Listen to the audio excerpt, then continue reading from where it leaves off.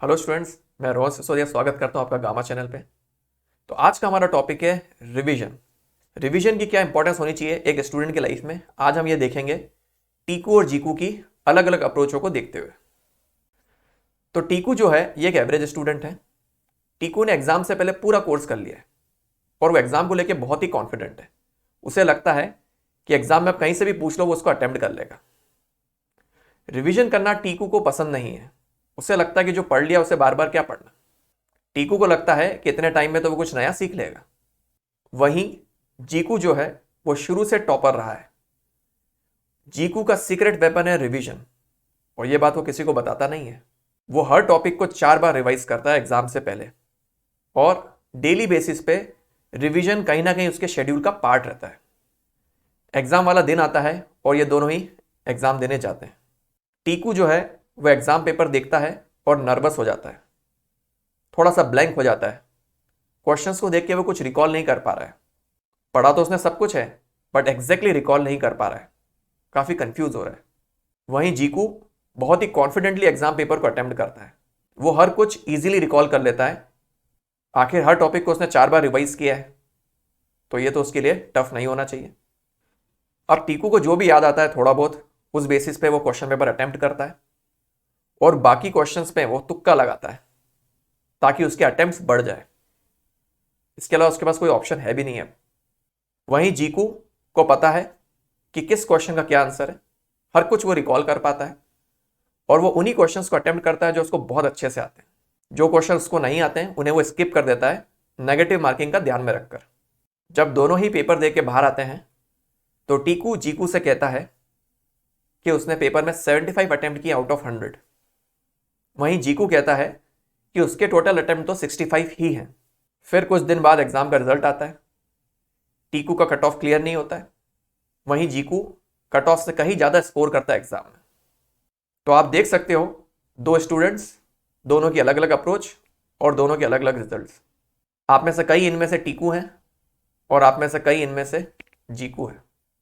अब आपको देखना है कि किसकी अप्रोच को फॉलो करना है। तो देखते हैं हमारे लिए लेसन्स क्या है इन दोनों स्टूडेंट्स की अप्रोच से। सबसे पहला इंपॉर्टेंट पॉइंट है कि रिवीजन करने से रिटेंशन बढ़ता है। आप minute details, facts, formulas, words के मीनिंग सब कुछ रिकॉल कर पाते हो। दूसरा, इंक्रीज्ड कॉन्फिडेंस। आपका कॉन्फिडेंस काफी बढ़ा हुआ रहता है, और जब कॉन्फिडेंस अच्छा रहता है तो अपने आप ही परफॉर्मेंस बहुत बढ़िया आता है। आपका क्वेश्चन का सिलेक्शन, अप्रोच और अटेम्प्ट करने का तरीका सब कुछ बढ़िया हो जाता है।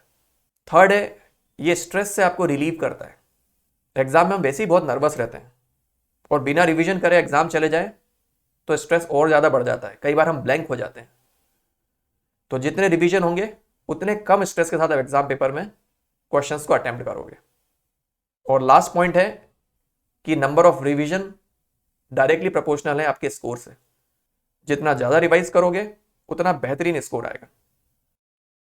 तो अब क्योंकि हम लोग रिवीजन के बारे में देख रहे हैं तो हमें यह देखना भी बहुत ज़रूरी है कि ह्यूमन ब्रेन कैसे चीज़ों को भूलता है।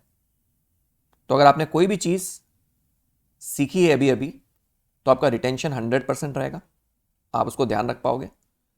वहीं 20 मिनट बाद 58% ही याद रख पाओगे आप। 1 घंटे बाद आपको सिर्फ 44% ही याद रहेगा, बाकी आप भूल जाओगे। और एक दिन खत्म होते होते आपको सिर्फ 33% याद रहेगा, लगभग 2/3 आप भूल जाओगे। और वहीं 31 डेज के बाद, लगभग 1 महीने बाद, जो भी आपने सीखा था उसका सिर्फ 20% आपको लगभग याद रहता है, 80% आप भूल जाते हो। तो अगर हम इसी तरीके से भूलते जाएं चीज़ों को और रिवाइज नहीं करें तो आप सोच सकते हो कि रिकॉल करना कितना डिफिकल्ट हो जाएगा एग्जाम में। फिर हम लर्निंग कर्व भी देख लेते हैं कि जब भी हम फर्स्ट टाइम रिवाइज करते हैं किसी चीज़ को, उसका 35% हम लोग रिटेन कर लेते हैं, याद रख लेते हैं। सेकेंड रिवीजन पे हमें 65% याद रहता है चीज़। थर्ड रिवीजन पे हमें 80% तक याद रहती है चीज़ें। फोर्थ रिवीजन पे 87% तक याद रहती है। और फिफ्थ रिवीजन पे लगभग 90% हमें चीज़ें याद रहती हैं।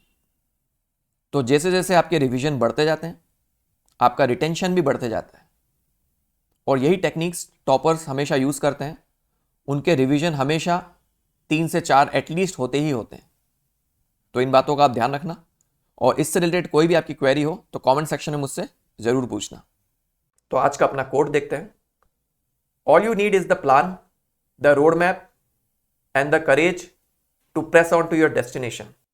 अपने डेस्टिनेशन तक पहुंचने के लिए एक बढ़िया प्लान और उस प्लान को कैसे एग्जीक्यूट करना है ये आपको पता होना चाहिए, और बहादुरी चाहिए उस डेस्टिनेशन को परस्यू करने की।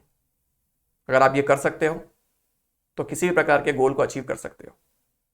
उम्मीद करता हूँ आप इन बातों का ध्यान रखोगे। अगर आज का वीडियो अच्छा लगे तो लाइक और शेयर जरूर करना। Thank you. तो दोस्तों, अगर आप चाहते हो कि ऐसा ही क्वालिटी कंटेंट आपको मिलता रहे जो हेल्प करे आपको आपकी एग्ज़ाम प्रेप में, तो सर्कल में जो गामा का लोगो दिख रहा है उसको क्लिक करें और चैनल को सब्सक्राइब करें। Thank you.